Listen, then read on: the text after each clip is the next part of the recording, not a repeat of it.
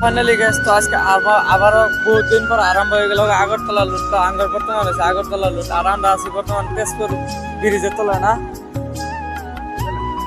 ব্রিজের তলা আছি বর্তমান। আর তো এদিকে তো গাড়ির অবস্থাটা কি আছে, তার মানে মাঝখানে ব্রিজের তলেই মাল বুঝলে ধা এটা দুটো মাল মারছে গাড়িটার মধ্যে। নাহলে কোনোদিন 6 চাকা গাড়ি 7.5 টন পারছেন, ওই গাড়ি কোনোদিন এবার করে সুন্দর দেখলে কম বাবা এবার করে কোনোদিন এক্সেল ভাঙবো দেওয়া হয় যে এক্সেল কি করে ভাঙতে দেওয়া।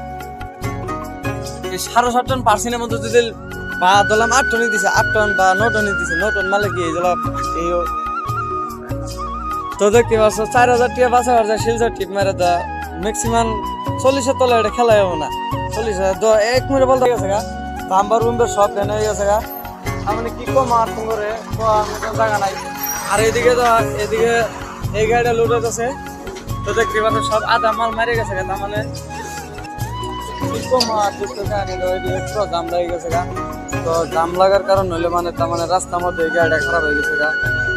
তো তোমার তার মানে ভাই ভিডিওটা জারি গেছে, ভিডিওটা শেয়ার করো আর ভিডিওটা দিয়ে থেকে টাটা পাইবে।